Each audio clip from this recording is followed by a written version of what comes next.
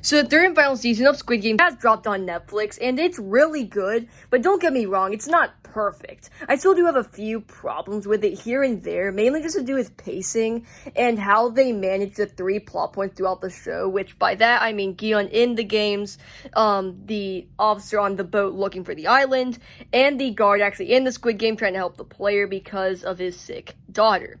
And, throughout most of the season, it cuts between those three plot points a lot, and it can just feel kind of off and kind of just mishandled sometimes. Like, I'm not saying it's bad, I'm just saying the way that they executed it, trying to show all of it happening all at once, doesn't work perfectly just because of the pacing and the passage of time doesn't really make a whole lot of sense when it has to cut between all these different things happening, but still there is a lot of good. I'd even say the good outweighs the bad here.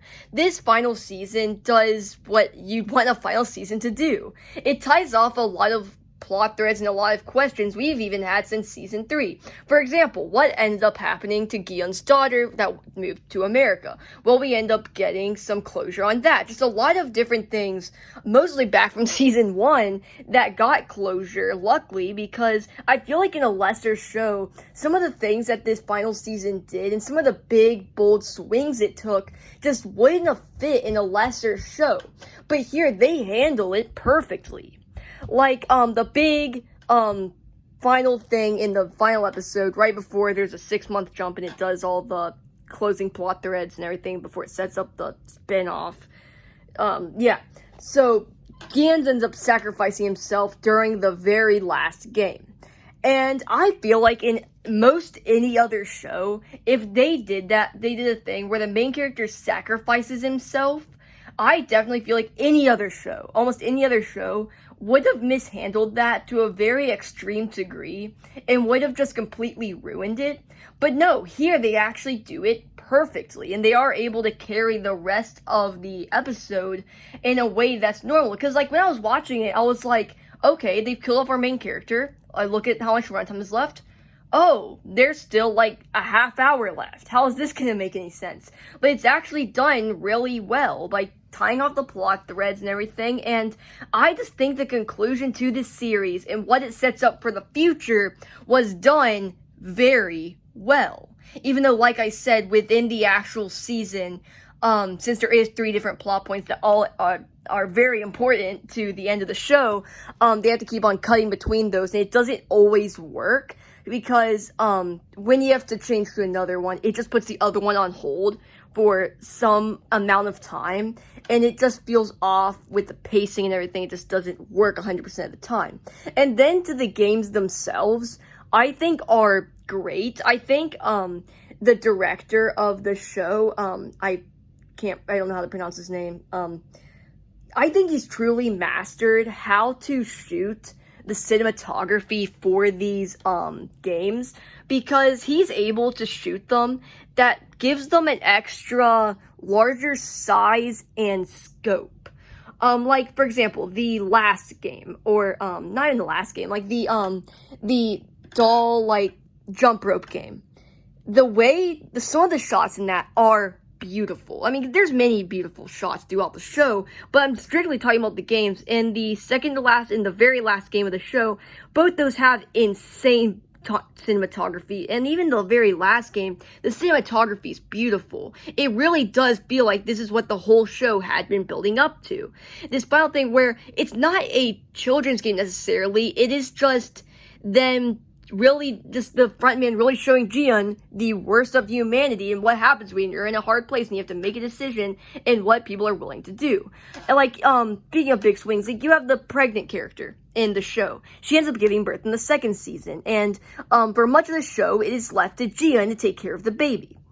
And so for like the last couple episodes of the show, Gian is just in like full on like father protection mode, right?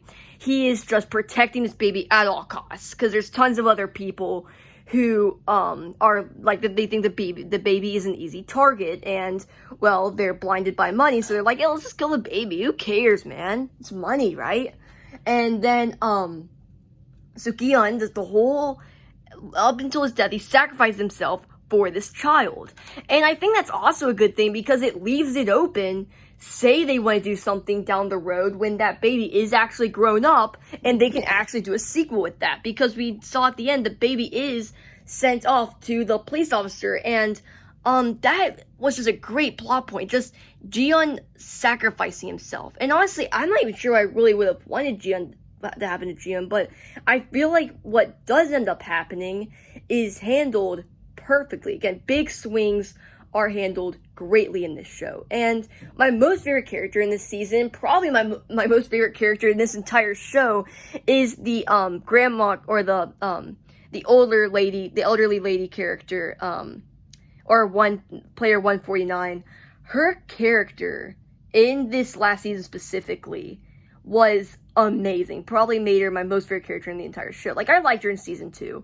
Kind of her dynamic with her son, where her son's kind of this wimp, and then you have his mother, who is this, or player 149, who is just this very stern, very strong woman with this wimpish son. And you see how their relationship is revealed more and more, specifically in season 3, when she's having this conversation with Jiyeon where he's basically at his lowest, and she has this conversation with him where she is just venting, like, because she ended up killing her son in this very emotional scene, and then she ends up venting to Jiyeon. Basically, they have this conversation, or Jiyeon doesn't say anything, but you know, and it is just this very sad story about that really adds more context to the relationship between the mother and son in the thing, right? It's really great. It's really great. And then you end up figuring out what ends up happening to her, and it's very tragic. She just has a very tragic story arc throughout the show. I keep on wanting to say movie because I talk about movies a lot on this channel, but I just trying to save a TV show because I'm talking about a TV show. And all around, I think everything in the show works, other than, like I said, just the pacing can be off every now and then. But yeah, I think this is great. I just wish they would have combined season 2 and 3, because you can tell watching it, that was the original vision for the show. It was supposed to be seasons 1 and 2. But Netflix got greedy and they made seasons 1, 2, and 3. And obviously the show is still great, but you just kind of feel that, like, what would have been different if we got just seasons 1 and 2, and what that could have changed for the story and just for how it was made. I love the show. I kind of thought it might be a little better if they did the original vision for the director and everything. But just amazing. Just an amazing show. And just a great finale. It takes a lot of bold swings that perfectly work. And yeah, that's about it. So yeah.